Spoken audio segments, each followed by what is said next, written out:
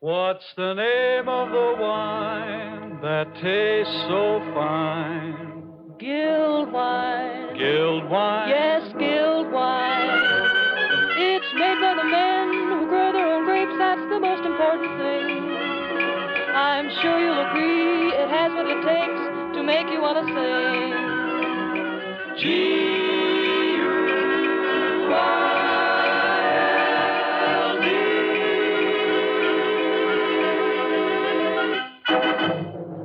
Guild Wine presents Murder and Mr. Malone.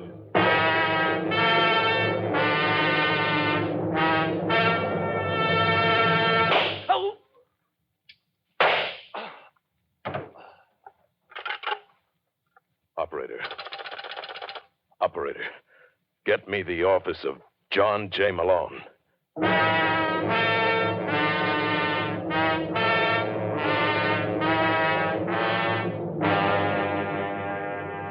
Murder and Mr. Malone, brought to you by Guild Wine. That's G-U-I-L-D, Guild Wine. You've read about John J. Malone in Craig Rice's best-selling mystery novels. You've seen him in her hit motion pictures. Now, for the first time, you can enjoy his baffling stories over the air as the makers of Guild Wine bring you the adventures of fiction's most famous criminal lawyer in Murder and Mr. Malone.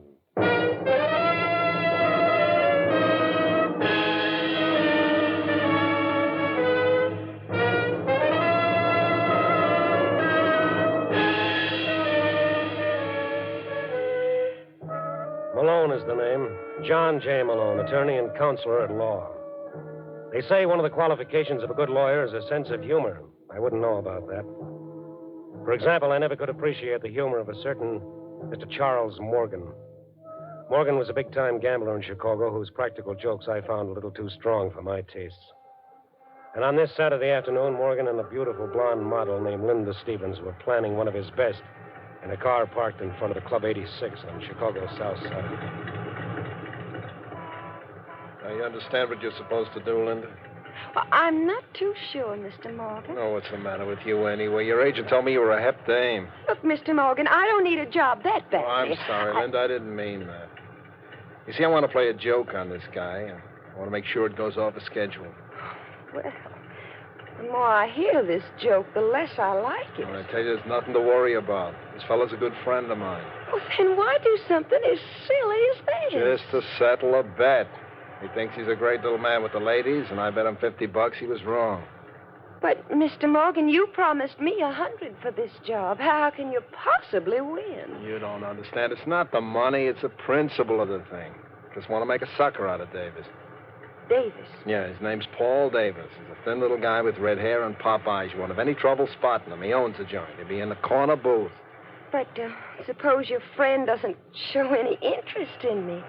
You haven't taken a good look at yourself in the mirror lately, have you, baby? I'm not at all worried. When Davis sees you, he'll start baying at the moon. But at the beginning, you want me to act inside. Right. That's so he shouldn't become suspicious. Then thaw out and let him buy you a couple of drinks.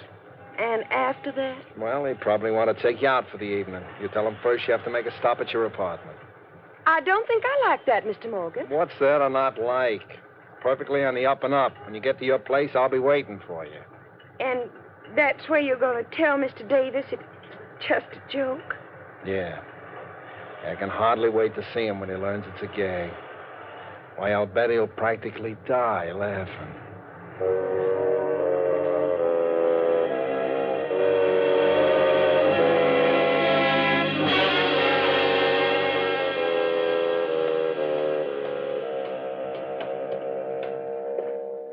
Hey, where do you live anyway, Linda? Oh, it's just the next floor, Mr. Davis. Oh, cut it out. You promised you were going to call me Paul. I'm sorry. Paul, do you know a man named... A man named who? Oh, forget it. You know, I don't get you, Linda. When I first saw you in the club, I immediately said to myself, now, there's a dame with class. I was surprised when you gave me a double. Well, I don't often do things like that. It was an impulse, huh? Uh-huh. Yeah, I understand. I get them all the time. Huh? Where do we go now? Oh, it's this apartment right here. Oh, hey, let me help you. No, it's all right. Thanks. I can manage. Well, come in. Thanks. Hey, nice layout you got here, Linda. I think I'm going to like this. I wouldn't bet on that, Davis. Morgan. Oh, then you do know each other. You dirty little double-crosser. Oh, no. He told me it was a joke. Well, the joke's over now, honey, so you can beat it. Now, see here, Mr. I Morgan. said beat it.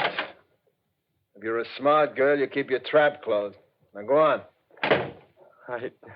Listen, Morgan. Shut up. I don't want any conversation with you, Davis. Just want my dough. What dough? Don't welsh. 60 grand, you owe me. Oh, that. What'd you think I was talking about? Well, you see, I'm kind of low, Morgan. I've been running in tough luck lately. And from now on, it's going to get worse. You know, all the boys are laughing at me for letting you hang me up. Man in my position can't afford that, Davis. Might give other people ideas. Look, Morgan, suppose I pay you a little at a time. What do you call a little? I can give you 10 grand now, and the balance... Keep your hands down. I was just going to get my wallet. You got that dough on you? Oh, yeah. Okay, let's have it. Oh, sure. I was going to give it to you all the time. All right, Morgan, get him up. Put away that gun, Davis. Like your age. Well, Mr. Morgan, who's the joke on now? I guess it's me. And you're not kidding. That's okay, Davis. I'll see you again. Now lay your odds. Next time you won't be this lucky. Now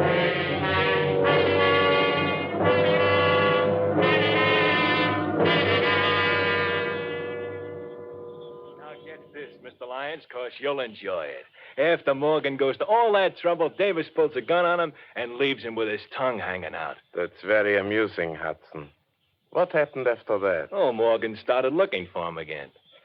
What do you think will happen if he finds him this time? The same thing, Mr. Lyons? You don't believe Morgan will kill him? Morgan's all talk. You think so? I know so.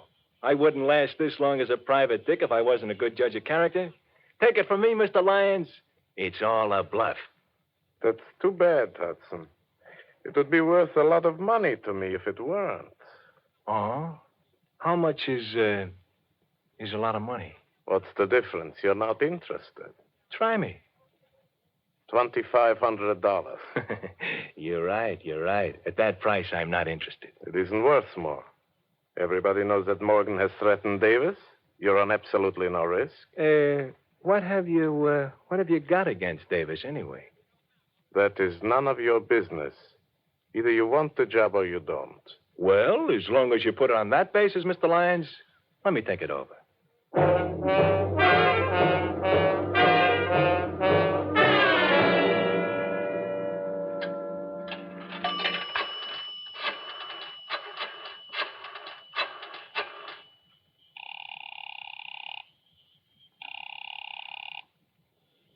Club 86, good evening. Hello, Victor. This is Mr. Davis. Oh, yes, Mr. Davis. I'm in a phone booth at the corner of State and 46th. Anybody been around the joint asking for me? Several gentlemen. What'd you tell them? That I hadn't heard from you all day. Oh, good. Is Norma there? Who? My wife. No, Mrs. Davis has not been in all evening. Well, when she gets there, tell her that... Hey, cut that out. What's the trouble, Mr. Davis? Some character's in a hurry to use the phone. Hold it a second, Victor, till I take care of this pest. Yes. Listen, you, how would you like a good punch in the nose, eh?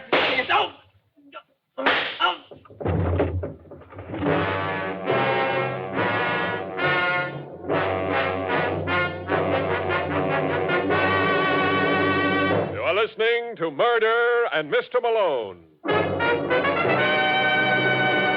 A presentation of Guild Wine. Ask any wine expert, and he'll tell you this. No wine can be better than the grapes that go into it. And that's where Guild California wine comes in. Guild wine always starts from good grapes, because Guild wine is made by the men who grow their own grapes. After all, when a man grows grapes, knowing they're to be used in his own wine, isn't he likely to give them more care than the grower who sells his crop on the open market? It is more than 630 of these men, all growing grapes for their own wine, to be made in the Guild wine cellars they all own together, who form the cooperative Wine Growers Guild. If you'd like to try their wine, ask for Guild wine. It's made by the men who grow their own grapes. That's Guild, Guild wine. Look for the big red man on the label. And now back to Guild Wine's presentation of Murder and Mr. Malone.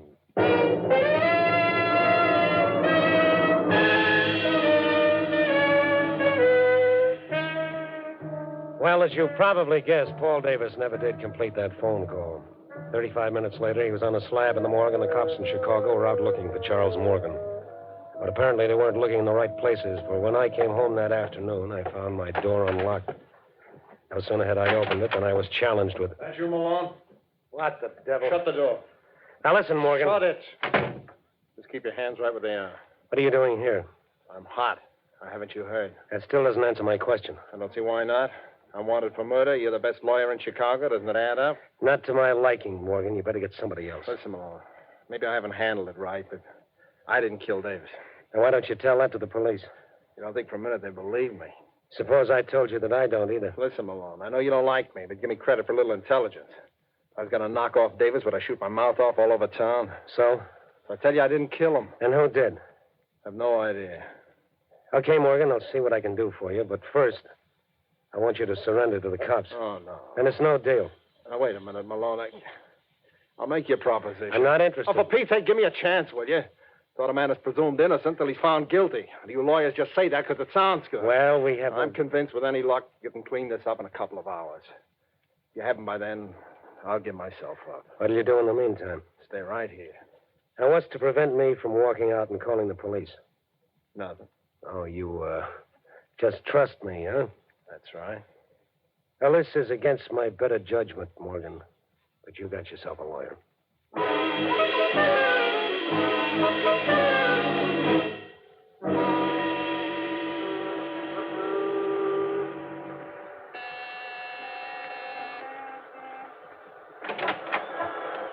Yes, Mrs. Norma Davis? that's right. My name is John J. Malone. I'm sorry to bother you at a time like this, but I'd like to ask you some questions about your husband. I've told the police everything I know. I'm working on a different angle. Come in. Thank you. Now, what is it you want to know? Have you any ideas who might have killed your husband? Yes. Charles Morgan. I mean, besides Morgan. No, Paul didn't have an enemy in the world. Well, you know, that's not true, Mrs. Davis. Your husband wasn't exactly the most popular citizen in Chicago. How dare you say that to Well, me? I only won't meant- have you talk that way about him. I'm tired of these insinuations. What do you know of the kind of man Paul was? I'm sorry. Oh, you're sorry. Go on and get out. Mrs. Davis, I don't want to I hear have- any more about it. Leave me alone. Permit me to congratulate you, Norma. That was a marvelous performance. Thank you, Raymond. You think I convinced Mr. Malone that I was a heartbroken widow? How could you help it when you practically convinced me? Come here, darling. Let me console you.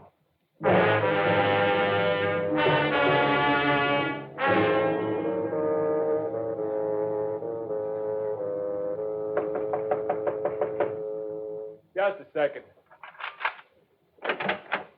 Yeah? I'm looking for a guy named Hudson. Well, look no further, Mr. Morgan. You, Hudson? That's right. One of my friends told me you wanted to see me. He told you right. Care for a drink? Yeah, I could stand one. Help yourself. The bar's in the corner. Pour me one while you're at it. All right. You're in a bad spot, Morgan. You bring me up here to tell me that? Yeah. You see, I know who killed Paul Davis. What? You heard me. That one mine? Yeah. How you fix for cash? What do you mean? I got a lot of information to sell, and it's going to the highest bidder. You mean you can clear me? I'm not doing any more talking until I see the color of your dough. How do I know you got merchandise? Oh, I'll give you a sample.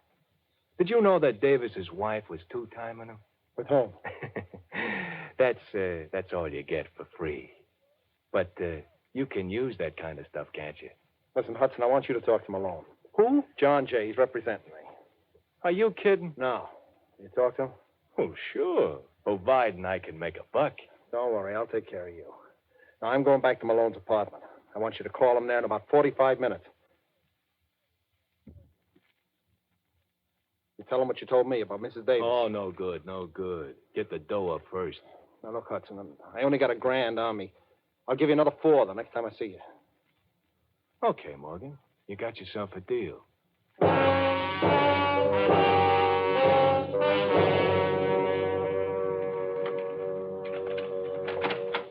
Morgan?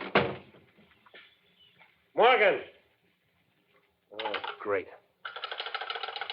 Yes, sir? Vincent, this is Mr. Malone. There was a man waiting in my apartment. By any chance... Never mind. Come in. Hello, Malone. I was just asking for you, Morgan. Where the devil have you been? Out. That tells me a lot. I thought you agreed to stay right here. I know, but I had to see somebody. Who? Suppose you tell me what you found out first. Well, not very much. Every lead I explored came back to you. Did you see Mrs. Davis? Yeah, just for a few minutes. What'd you think of her?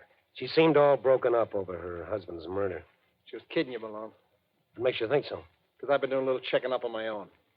She's been holding hands with some guy who wasn't her husband. Where did you get that from? Private Dick, named Joe Hudson. Oh, that lying I don't thief. care what he is, Malone. He's got the evidence to clear me. Who did he say killed Davis? He wouldn't tell me. But I made him promise to talk to you. Should be calling you any minute. Morgan, I wouldn't trust that guy in a stack of Bibles. What did you give him? Give? Yeah, a guy like Hudson doesn't talk for free. What did you promise him? $5,000. Well, you better save your money. I tell you can clear me, Malone. Yeah, it's probably him now. Hello. That you, Malone? Yeah, that's right, Hudson. I take it that you've talked to Morgan. Yeah. Well, what do you think? What I think is unimportant. Morgan tells me you can clear him. Sure, for a price. Oh, well, I'm not interested. You gotta talk to him, Malone. I don't like it, Morgan. Neither do I, but if this guy can save Well, me... make up your minds, boys. Okay, Hudson. We'll be over in an hour.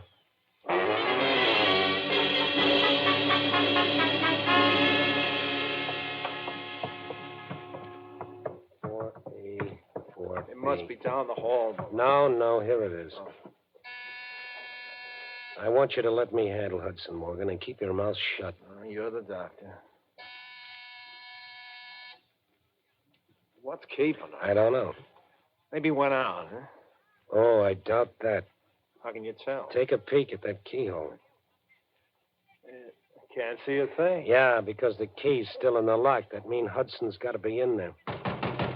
Hey, Hudson, open up! Hudson! All right, Morgan, give me a hand. What are you going to do? Break it down. Shouldn't take too much effort either. Let's go. One more should do it. Heave.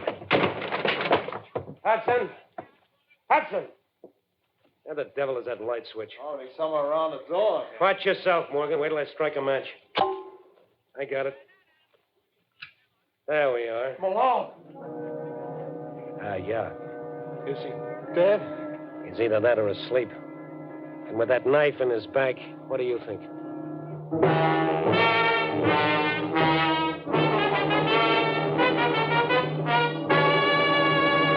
You are listening to Murder and Mr. Malone,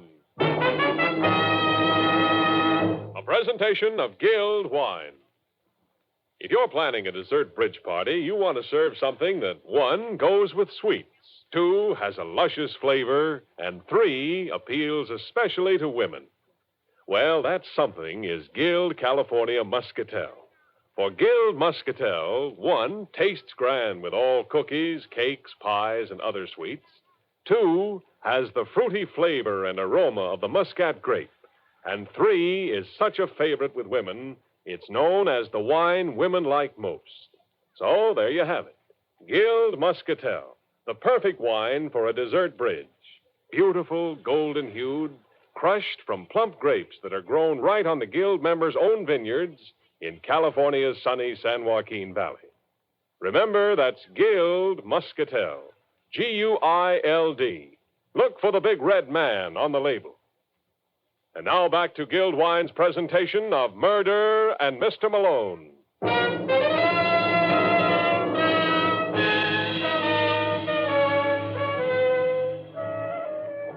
20 minutes after we found the body of Joe Hudson, Lieutenant McGraw of Cook County Homicide arrived. You should have seen his face light up when he spied Morgan. He acted like a man who was prospecting for silver and found gold. It was a nice piece of work, Malone. A very nice piece of work. All right, Morgan, let's go. Hold it, Lieutenant. He's not the reason I called you. No, I know, but I'm not complaining. Told you not to call him Malone. I'm beginning to think you're right, Morgan. For the same nickel, I could have phoned somebody with brains. Now, what kind of a crack's that? Well, in case you haven't noticed, Lieutenant, there's a body lying on that sofa. Yeah, it'll keep. But as long as you raise the point, why did you kill him, Morgan? Are you crazy? I just got here with Malone. Don't hand me that. It's the truth, McGraw. So you're going to be his alibi? Yes, and you better listen unless you want to look like a jerk when we go to trial. Oh, yeah. How long would you say Hudson was dead? Not too long. The body's still warm. Could have been anywhere from 15 minutes to 3/4 of an hour. Well, that lets Morgan up. But I don't see how. Because he was with me every minute from the time I got Hudson's call to the time we broke down the door. The whole business took at least an hour. Your word's not good enough, Malone. Okay, if you don't believe me, you can check with the switchboard at my place in the doorman downstairs. Yeah, I'll do just If that's that. not enough, I'll dig up the hacky who drove us over.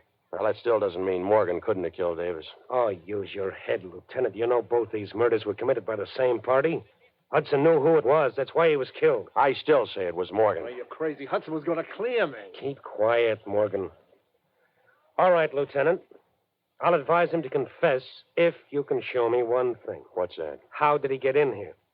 You can see the only door was locked from the inside. So what? He could have used the window. Oh, yeah?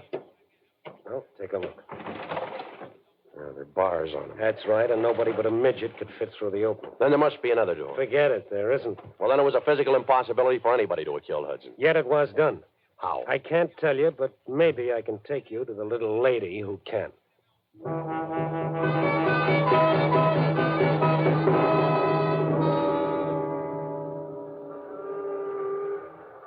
All right, now listen, Malone. If the DA ever finds out I let Morgan go, he'll have my... Wait a minute. Isn't this the house where Paul Davis lived? That's right, Lieutenant. Well, you can't bother his wife now. Why not? Because her husband was just murdered. Oh. Well, she may surprise you with what she knows about it. Morgan told me she was being romanced by some character. Who's that? I don't know. Apparently neither did Davis. You asked me, McGraw. I have a... Yes? Hello, Mrs. Davis. Remember me? Not too pleasantly. Oh, may we come in? I'm sorry, Mr. Malone. I'm busy. This gentleman would like to ask you a couple of questions. This gentleman means nothing in my young life. You never can tell. He's a lieutenant in the Cook County Police. Oh. Well, it just that the house is in such a mess. Well, we promise not to stare. Who was it, Norma? Norma! I think you're being paged, baby. It's nothing, Raymond. For a moment, darling, I was... Hello, Lyons. Malone. Lieutenant, I can explain everything. Sure you can, but suppose we do it downtown, huh? Downtown? It's customary, Mrs. Davis, when the police are questioning suspects. But we've done absolutely nothing. Nothing but murder your husband and a man named Joe Hudson. That's a lie. Do you deny that you and Lyons were busy in the romance department behind your husband's back? Yes. And what's Lyons doing here now? He's just helping me. Like he helped you murder Joe Hudson? No. Just a moment, Mr. Malone. I thought this gentleman was the officer of the law. Yeah, you're right, Lyons, but if you think my questions are going to be any less embarrassing, you're in for a bad shock. Joe Hudson was murdered at 10:45 tonight. Now, where were you at that time? With Norma, here. That's right. Oh, now that's what I call a wonderful alibi, Lieutenant.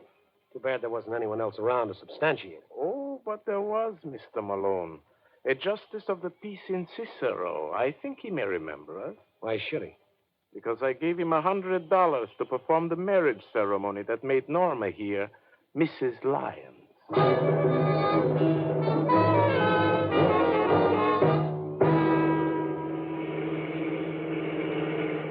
It doesn't make sense, McGraw. Hey, will you watch where you're driving? I tell you, there's something screwy about that marriage. You saw the license. Doesn't it strike you as strange that within 12 hours after a husband is murdered, Mrs. Davis marries another man? Of course it does, but there's no law against it. As an attorney, you ought to know that better than anybody else. Yeah, but an alibi like that must have a hole in it. Yeah, well, you show me where.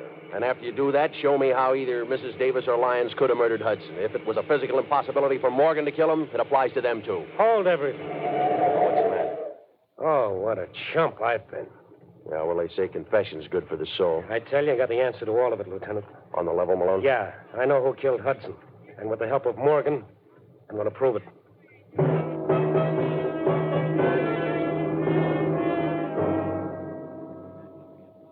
I don't see what you're driving at, Malone. I don't know anything about Mrs. Davis except what I told you before. Well, how did you discover she was seeing Lyons? I didn't know it was Lyons. All Hudson told me was with some man.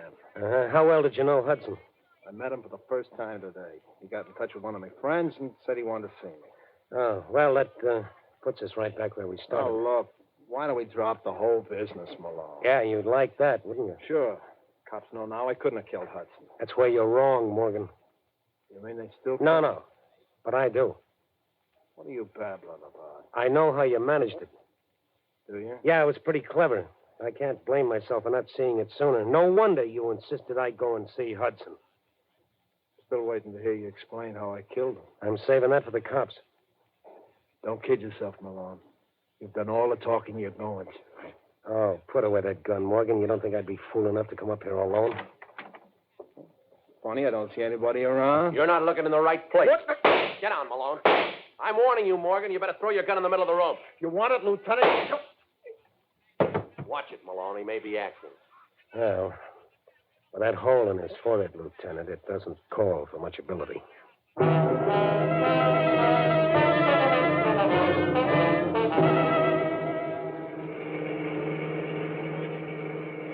You can drop me off at the corner, Lieutenant. Well, it's been grand. Hold it just a minute, Malone. Aren't you forgetting something? I got a report to make. Well, who's stopping? You are. Well, you know that Morgan killed David. Oh, sure. I was the first one to say so. You should have stuck to your gun. Well, when you tossed in all that razzle-dazzle about Hudson's murder, you kind of threw me. Now, don't feel too badly, Lieutenant. I was right with you. Of course, I'm reconstructing now, but this is what must have happened. Lyons tried to hire Hudson to bump David. Hudson said he'd think it over.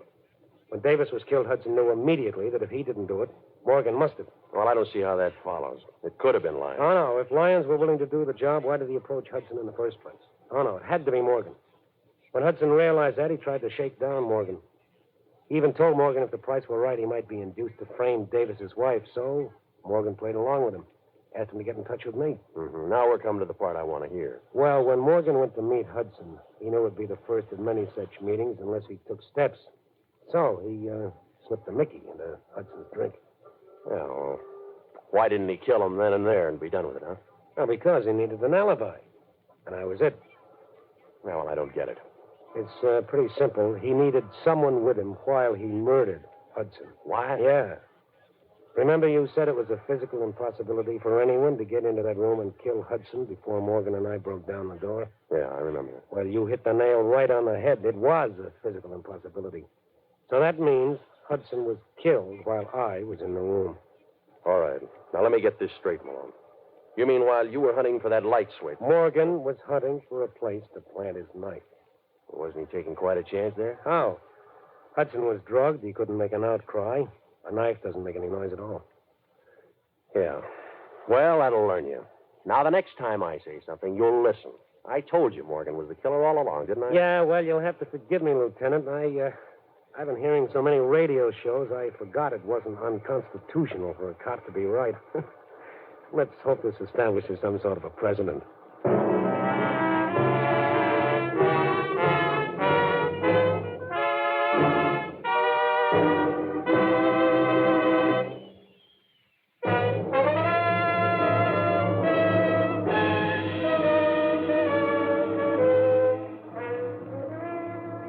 Ever hear the story of the fellow who refused to pay protection money?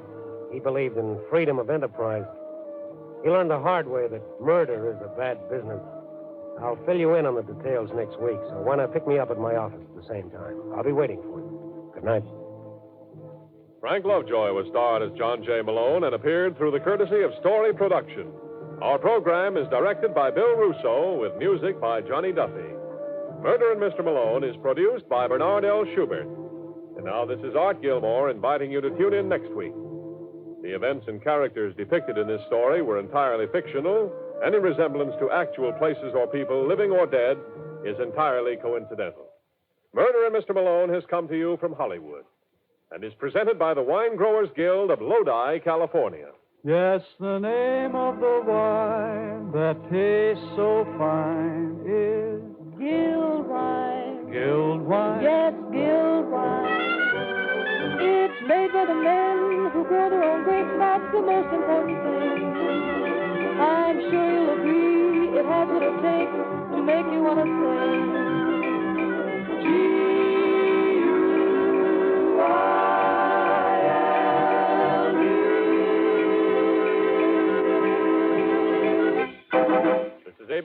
American Broadcasting Company.